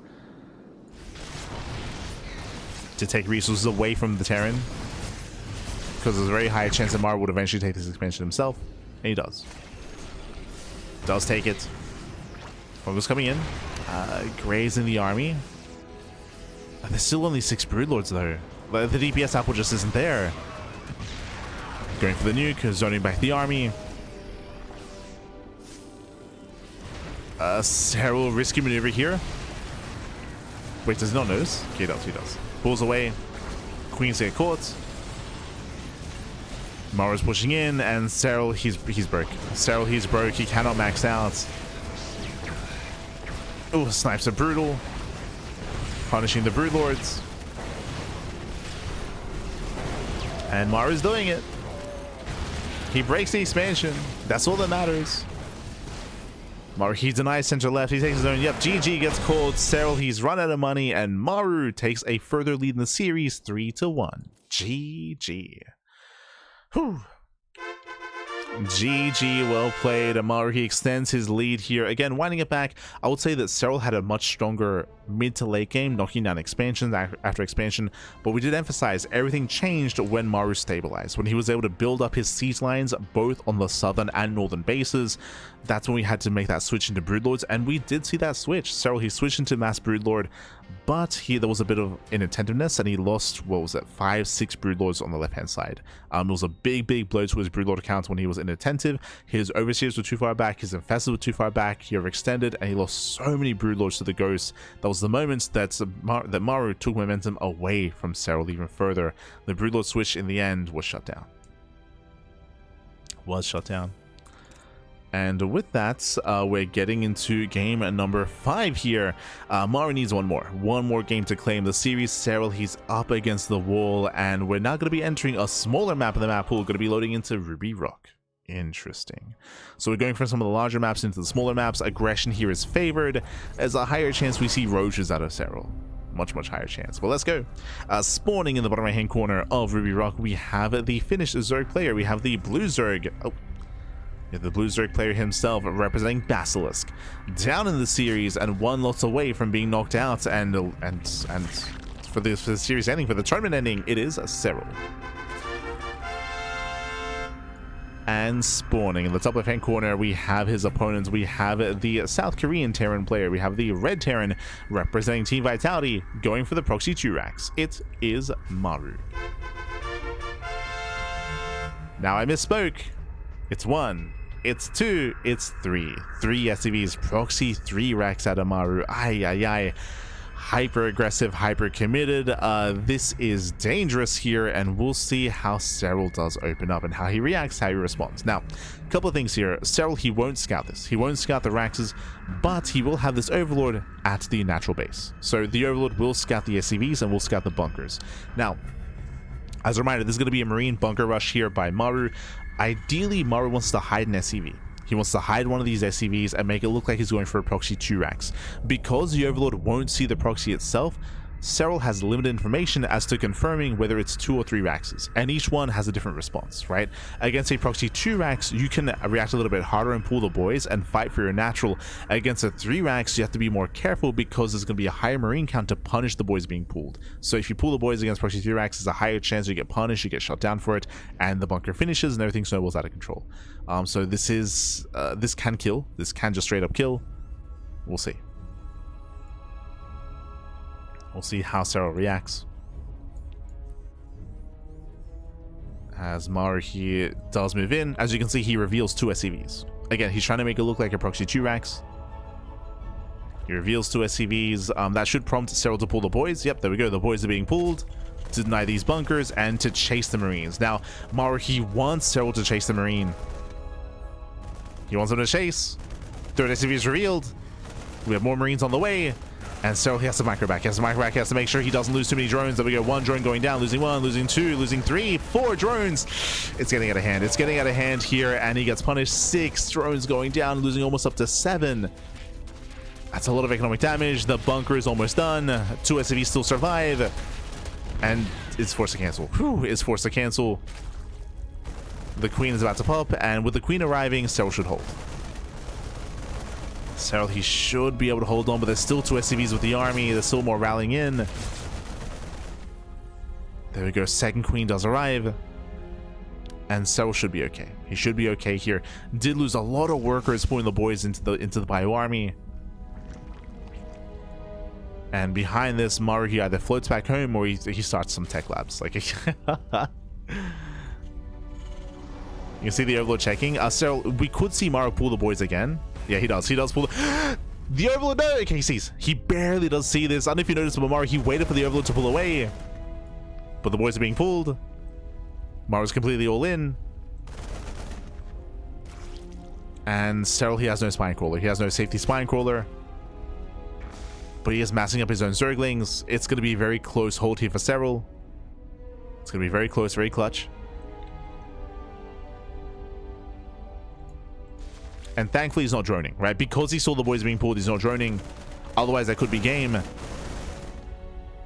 Serral, I believe he should have enough to defend here, but it comes down to the engagement. He gets in.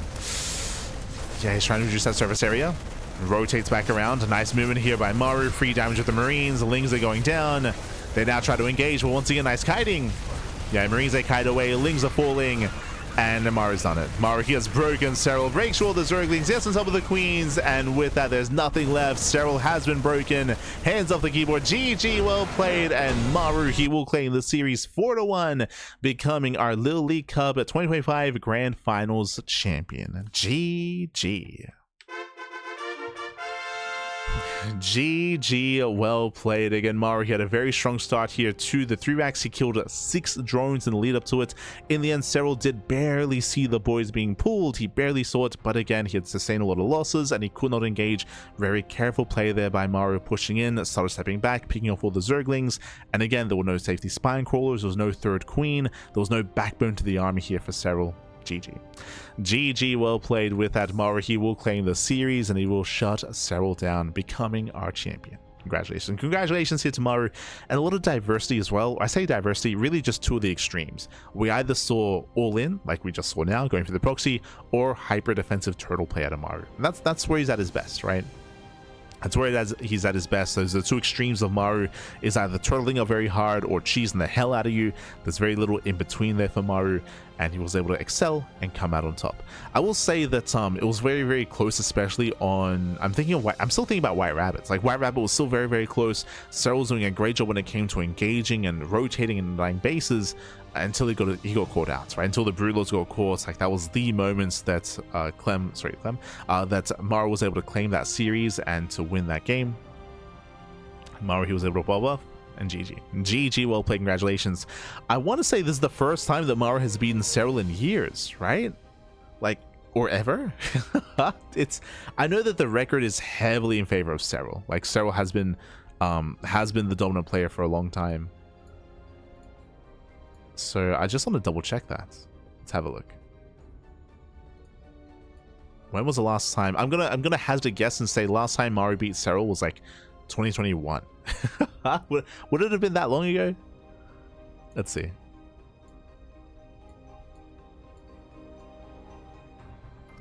Let's see. Hold on, Wikipedia's dying on me. I need my Wikipedia back. Por favor.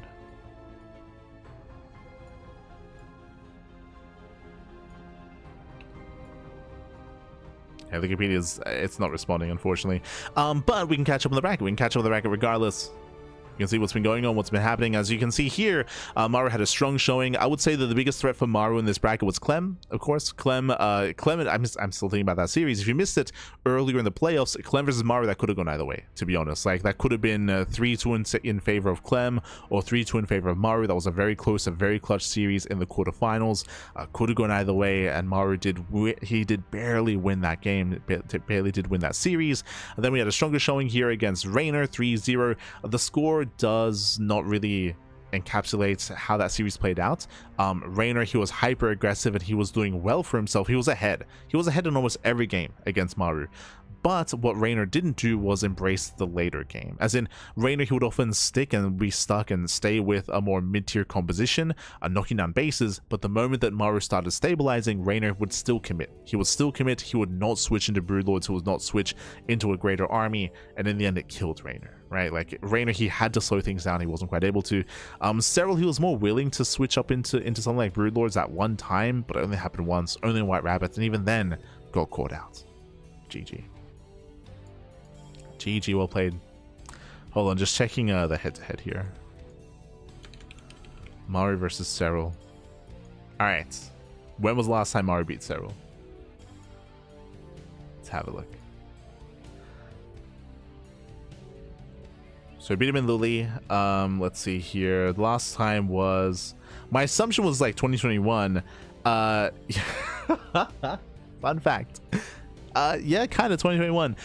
So they've played quite a lot. Serral, he had a 100% win rate in 2022. He had a 100% win rate in 2023. In 2024, technically Maru did win a best of 3, but it was a greater series and Serral did beat him in the rematch. So we had a bit of a back and forth at one time. But yeah, historically, Serral has had a, what, like an 80% win rate against Maru. It's crazy. Jesus, I didn't really, like, yeah. Throughout their entire career, actually. Maru, he's beat Serral 4 times. 4 times in like 8 years. And Serral, he's won every other time. Like, he's won like 15. It's crazy. So again, Serral, he often does have the dominant, or he is often the dominant player here. But Maru, he's able to win it out. Able to win it out here over Serral, able to embrace that late game, able to embrace kind of what he does best, of course, and forcing Serral and Reynor to kind of rethink their position here, and kind of look to restructure potentially their late game approach to ZVT. I think what's important about this as well is that no one else plays like Maru. Clem, alongside Bjorn, Cure, the other top Terran players in the world, they don't turtle up anywhere as near or as hard as Maru. So trying to practice against Maru is difficult because the other Terrans don't quite embrace the late game like this. Like, they can still have strong performances in the mid game, and that's often what they go for. They don't like slow the game down and turtle up as hard. So Maru, he's more unique in that respect. And GG. GG. And with that, we're going to be wrapping up. With that, we're going to be wrapping up here for the time being. Again, congratulations to Maru. Shout out to Serral for making it all the way to the finals, of course. And Maru showcasing his late game at TvZ prowess. Again, this is what he's been known for. This has been his speciality for a long time. For many, many years. Has been his speciality. And yeah, was able to flex that here against both Reynor and Serral. And hey, even in this tournament, we finally got Clem versus Maru. Clem versus Maru is the series that we have, is the series we've been waiting for years. It's been years we've been waiting for Clem versus Maru. We finally got it. It did live up to it. Did live up to the hype. I would still say one of the more entertaining series of this entire tournament, to be honest. Or this bracket, I should say, the playoffs. So if you miss it, I do recommend it. Do recommend Clem versus Maru. Otherwise, with that, we're going to be wrapping up here for the morning. We're going to be back later on this evening for Sparkling Tuna Cup. STC is going to be this evening in around 7 hours. 7 hours time is going to be Sparkling Tuna Cup. Otherwise, thank you for watching. Thank you for watching. Thank you so much for tuning in. When it comes to the rest of our schedule, we finally wrapped up with LiuLi Cup, and we should be back. We should return with still more catch-up streams over the next 2 weeks. We have the Patch Clash Showdown, that's going to be tomorrow. We have the WarDTV Monday. We have Picasso Cup. We have OSC Elite, that's going to be on Tuesday. We have more Picasso Cup, some more StarCraft Evolution. Again, SC Evo is something that we've been missing out on in recent times, but we should finally catch up this week. This week, we're catching up on StarCraft Evolution, Code for Giants Cup as well. We have some 2v2 show matches, the Thermals 2v2 circuit. We're finally caught up with all the big premier events. Now we can catch up with everything else leading into RSL. Remember, the RSL, the rival StarCraft League, they also have begun their group stage, and we'll be covering the playoffs at the end of the month. At the end of March, we'll be there. We'll be there for the playoffs. Otherwise, thank you so much for watching. Thanks for watching. Thank you for tuning in. We do appreciate it. And we'll see you guys later on tonight in 7 hours for the Tuna Cup, for the Sparkling Tuna Cup. Or we'll see you guys tomorrow for some more StarCraft for the Patch Clash Showdown. Is this that latest big tournament? Technically, yes. There is another similarly sized tournament that just took place, which is Pigsty, right? The Pigsty Festival. That was last weekend. And we have the WarDTV Winter Championship as well. Those two events are slightly smaller than LiuLi Cup and Thunderfire, so technically smaller, but still like considered premier events, just because they do feature the best players in the world, right? They feature Maru, Serral, Reynor, Clem, MaxPax, Hero, Classic, Showtime. Like, all the best players are typically in those events. But we're catching up. And we should be fully caught up over the next 2 weeks when it comes to events that we missed out on. And after we catch up, then we can start to slow things down a little bit. Right now, we've been casting a lot over the past month to play that kind of catch-up game. Then we can slow things down and take a bit of a breather. Still casting once a day, but it should only be like once a day sort of thing. But otherwise, thanks for watching, thanks so much for the support, and we'll see you guys later on tonight or tomorrow for some more StarCraft. If you want to support us in other ways, you can do so via Patreon, !Patreon in the chat. You can support us there. That does fund our tournaments on a regular basis. Likewise, you can follow us on YouTube. We do upload to YouTube on a daily basis. Plenty of content over on YouTube, plenty to see, plenty to experience, plenty to watch. We have more content than anyone else out there, more than Wardy, more than Winter, more than Steadfast, more than anyone else. We have all the content, the StarCraft, the VODs. The StarCraft. Otherwise, we'll see you guys next time. Until then, ciao, bye, ciao, hasta luego. See you next time.